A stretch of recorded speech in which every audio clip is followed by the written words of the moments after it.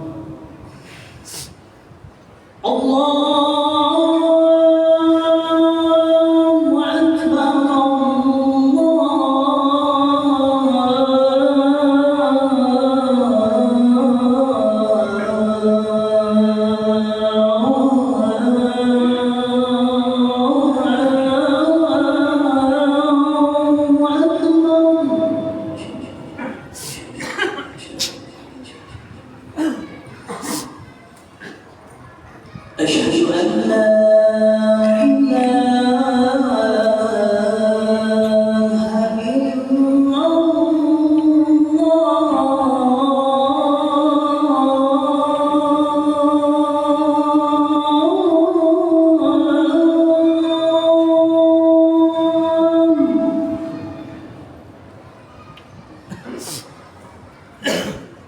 أشهد أن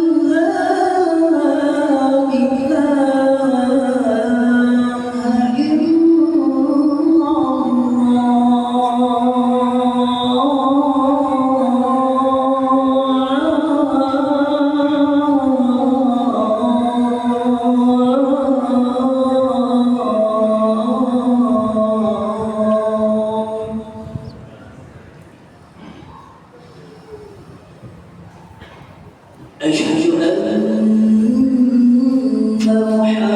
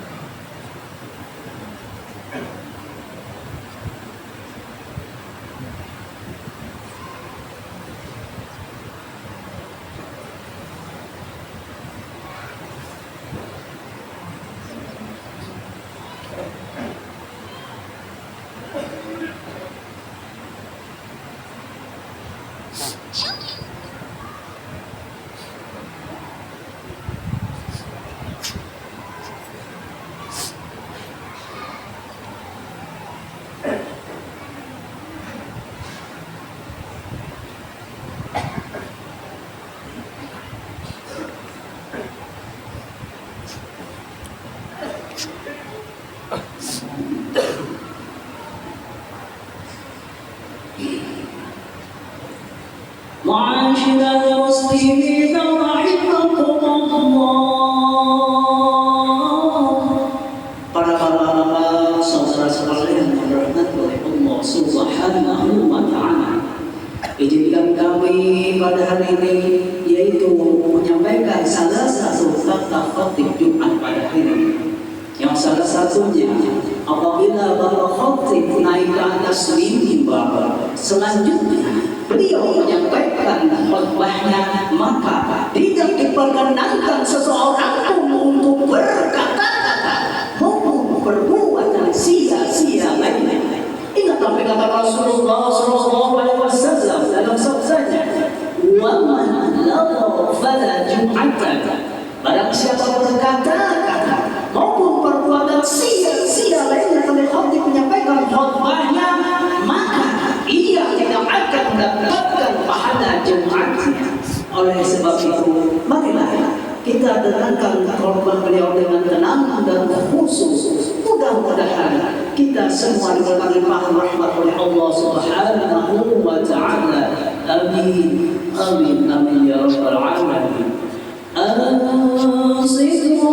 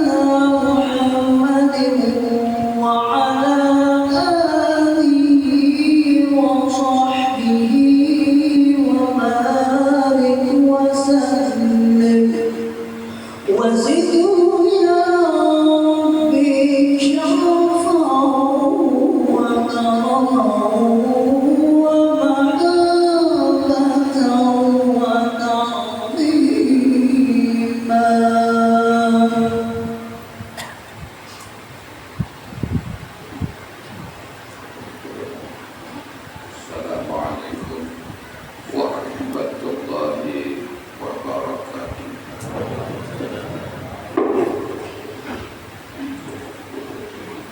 Allahu Akbar, Allahu Akbar,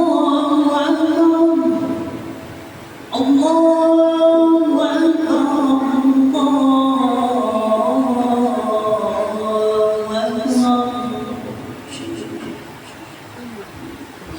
Asyhadu an la ilaha illallah.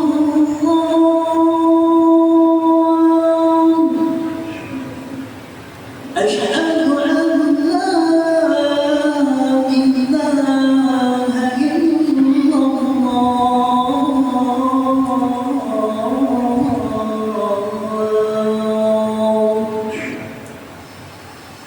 Asyhadu anna Muhammadan Rasulullah.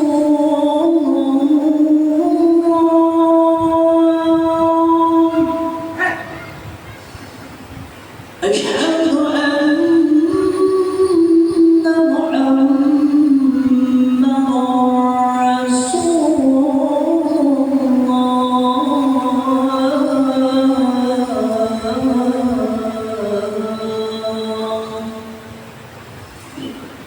حي على الصلاة.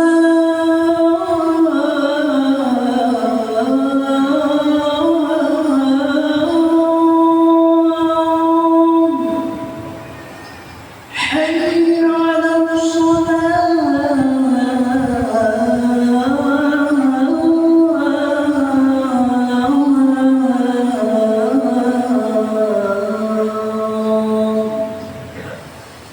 حي على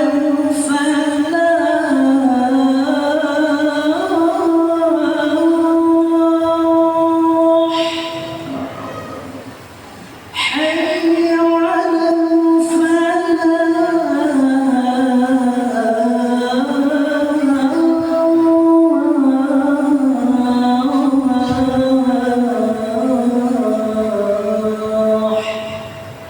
الله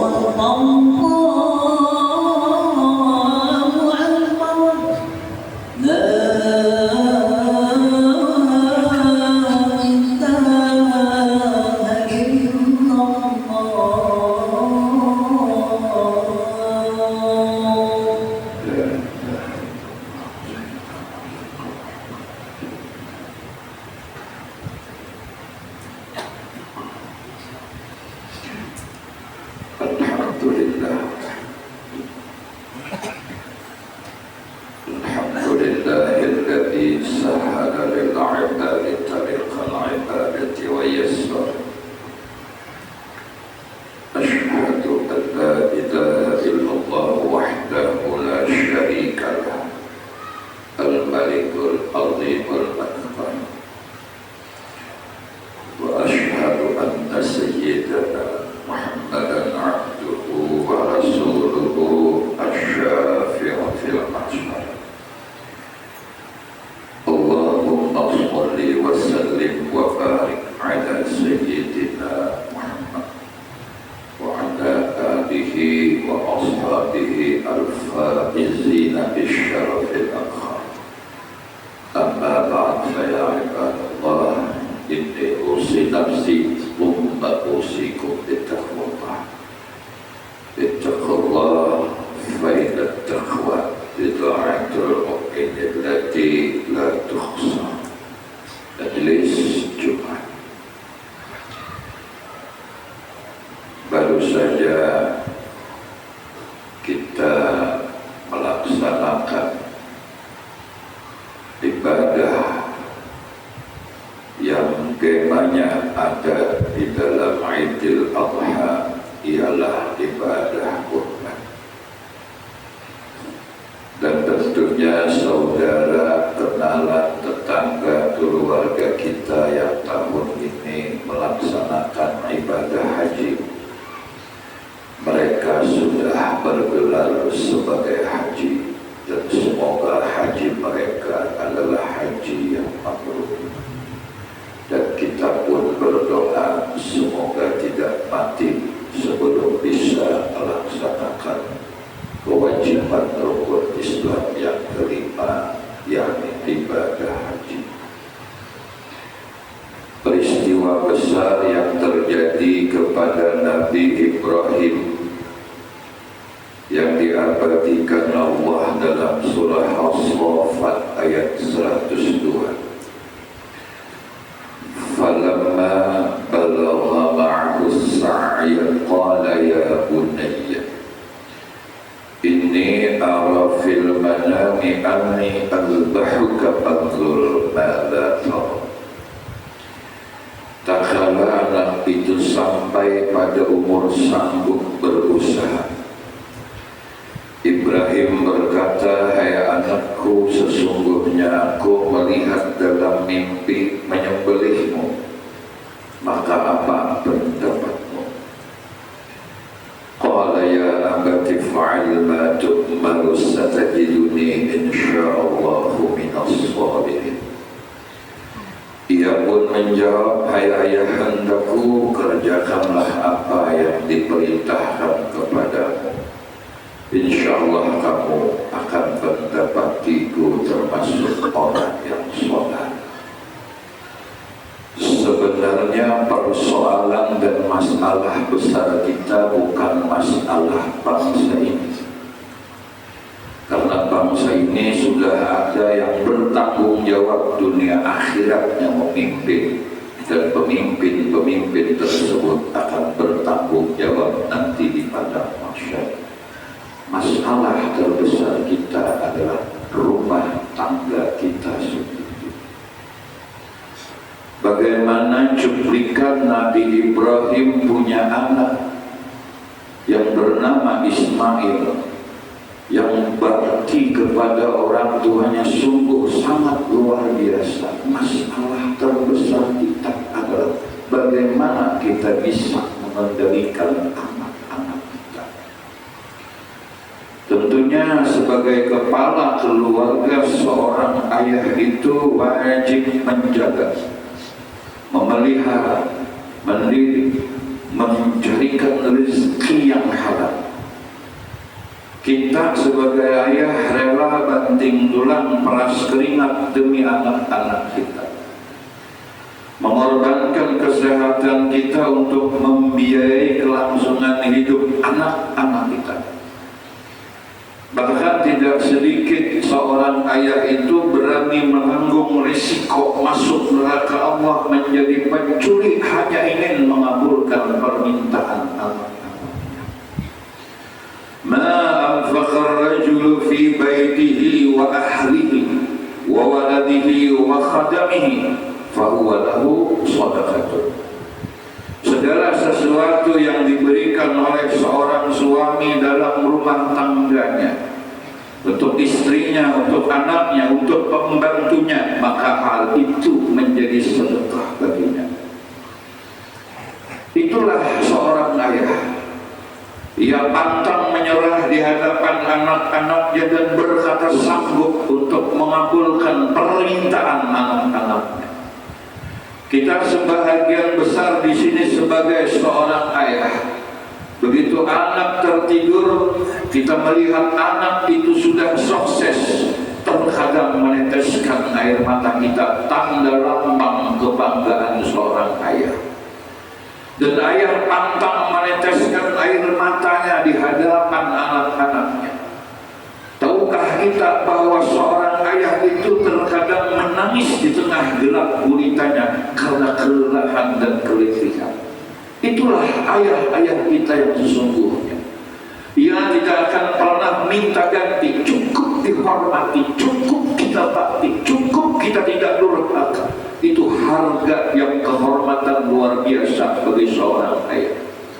Demikian pula bagaimana Siti Hajar berhasil menjadi seorang ibu mendidik anak yang luar biasa berbakti kepada orang tuanya, yakni seorang yang bernama Ismail.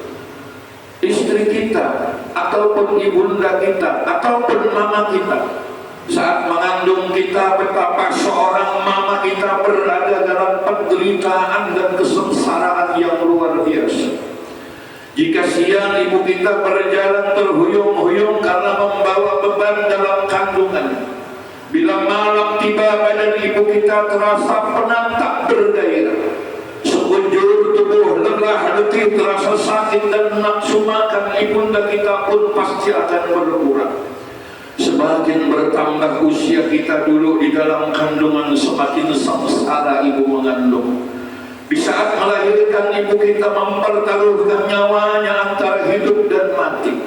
Wasainal insan biwalidayhi hamalathu ummuhu mahnan ala wahn wa fisaluhu fi 'amayn an ashkur li wa liwalidayka ilayyal masir. Dan kami perintahkan kepada manusia berbuat baik kepada kedua orang tuanya. Ibunya yang telah mengandungnya dalam keadaan lemah yang bertambah dan menyapihnya dalam 2 tahun. Bersyukurlah kepadaku dan kepada kedua orang tuamu.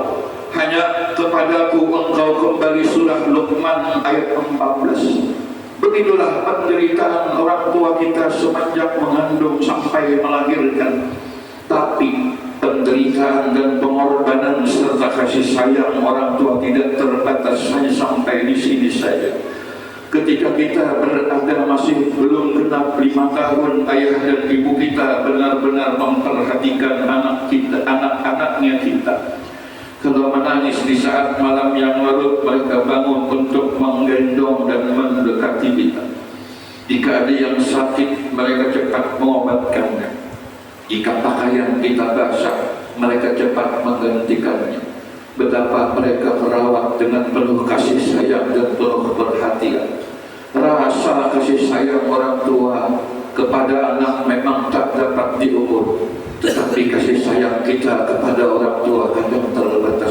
Pertanyaannya, mengapa permintaan orang tua kita lambat kita kabulkan ketimbang permintaan istri dan anak-anak kita? Semoga ini tidak dikarenakan Allah kedurhakaan ini. Sesungguhnya ibu kita adalah dada yang penuh kasih sayang. Tangannya lembut, bedayanya halus menyejukkan. Sumber kebajikan, sumber keutamaan. Ibu rela derita demi kebahagiaan kita. Ibu rela sengsara demi kenikmatan kita. Ibu rela berkorban demi ketenangan kita. Ibu lambang pengorbanan, lambang kesetiaan, lambang pengabdian. Tak seorang pun yang pernah di dunia ini yang paling pertama berdoa itu adalah ibu kandung kita. Semenjak kita di dalam rahimnya, kita belum keluar dari dunia, dia sudah mengelus-ngelus perutnya. Anakku sukses, anakku kaya, anakku berhasil, anakku hebat. Tak seorang pun yang mendoakan kita, ialah orang yang paling pertama di dunia mendoakan kita. Itulah yang paling bangga membasuh kotoran kita. Itulah orang yang tak pernah digaji bekerja demi kita. Itulah yang berkata sehat pada raya saya, tidak akan ketemu kita ayah kandung kedua di dunia ini. Tidak akan pernah ketemu kita ibunda kedua di dunia ini. Istri bisa 2, 3, 4, 5, tapi ayah dan ibu kandung tidak akan pernah dua. Birru abakum tabirru abnakum. Rasulullah mengingatkan, baktilah kepada orang tuamu, niscaya anak-anak kalian akan bakti kepadamu. Mudah-mudahan anak kita termasuk anak yang berbakti kepada kedua orang tuanya.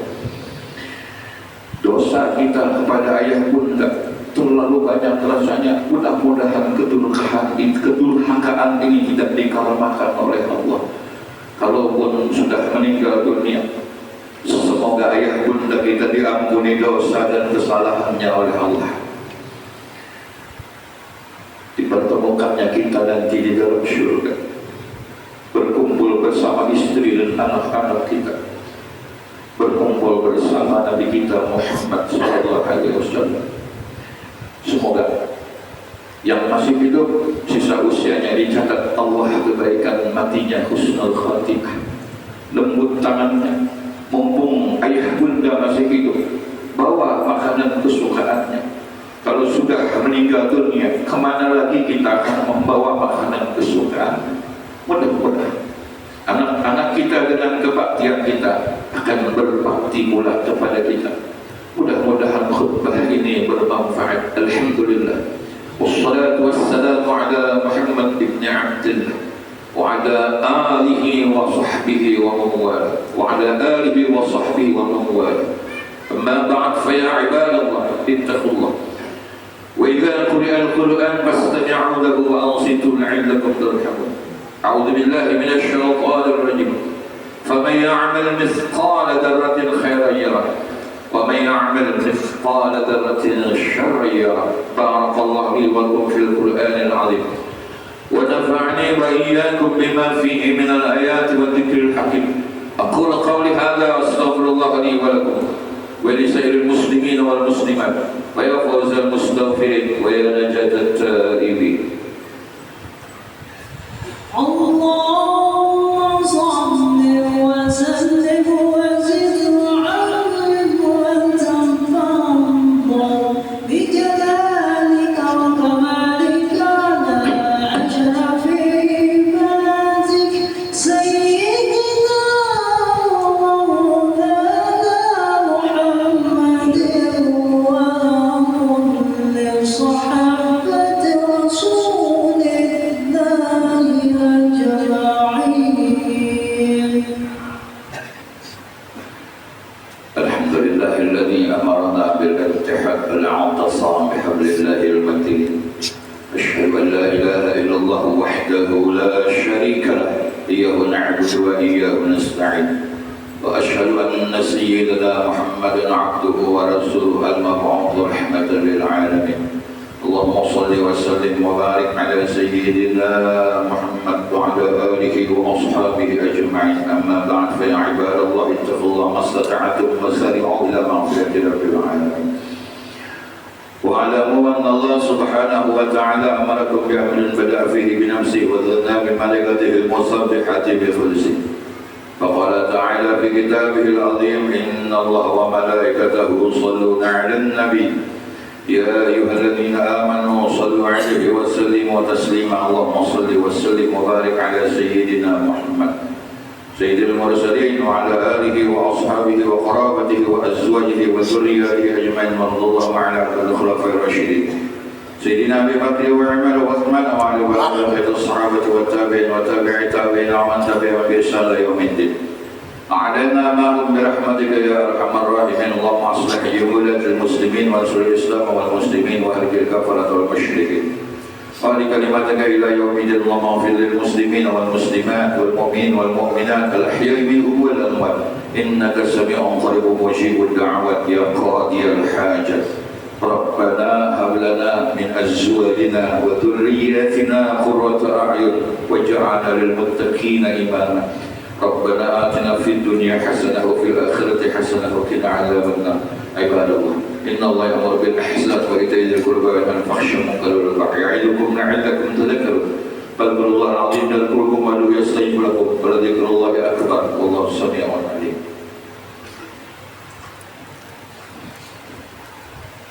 الله أكبر الله أكبر أشهد أن لا إله إلا الله وأشهد أن محمدا رسول الله حي على الصلاة حي على الفلاح قد قامت الصلاة قد قامت الصلاة الله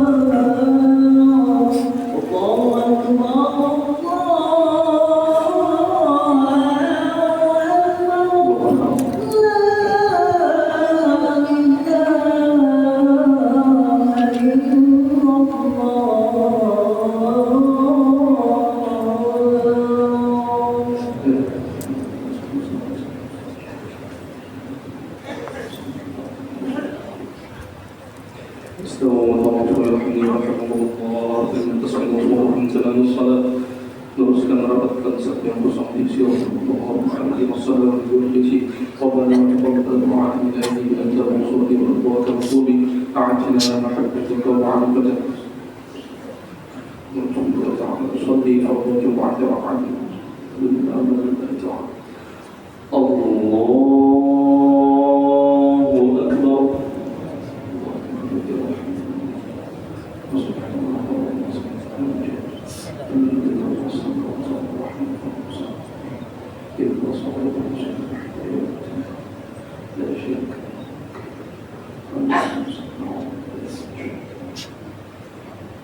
بسم الله الرحمن الرحيم الحمد لله رب العالمين الرحمن الرحيم مالك يوم الدين إياك نعبد وإياك نستعين اهدنا الصراط المستقيم صراط الذين أنعمت عليهم غير المغضوب عليهم ولا الضالين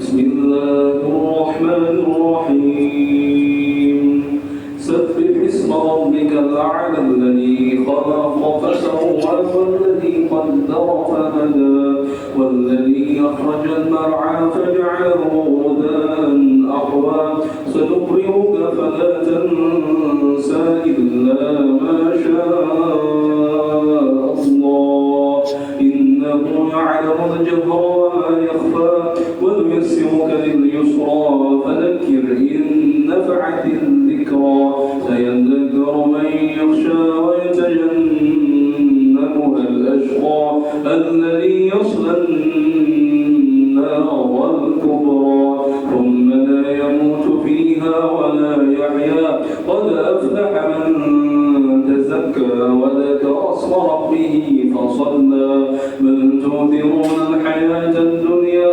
والآخرة خير وأبقى إن هذا لفي الصحف الأولى صحف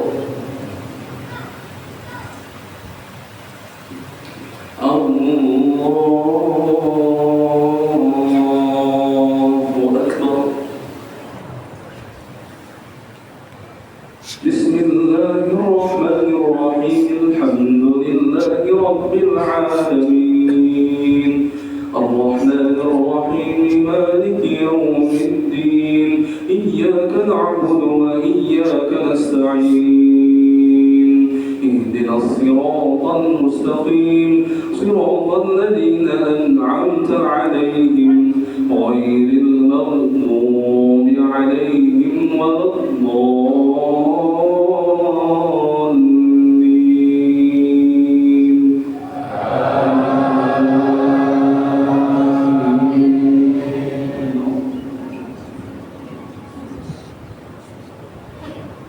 بسم الله الرحمن الرحيم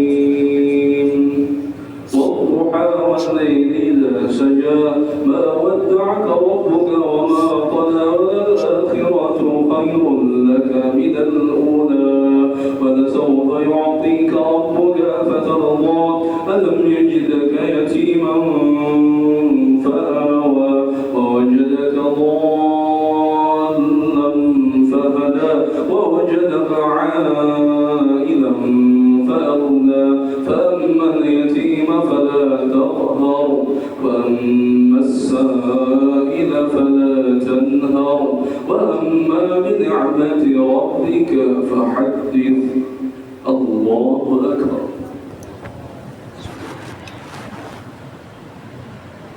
سمع الله لمن حمده. الله أكبر. الله أكبر. الله أكبر.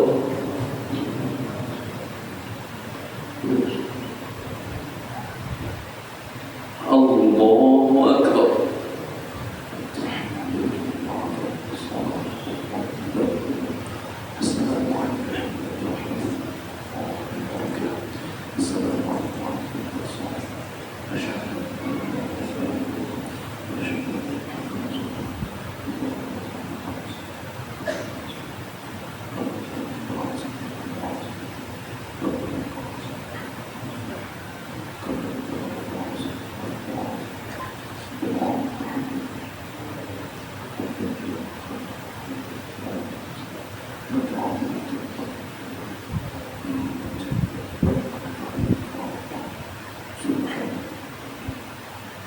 السلام عليكم ورحمة الله. السلام عليكم ورحمة الله.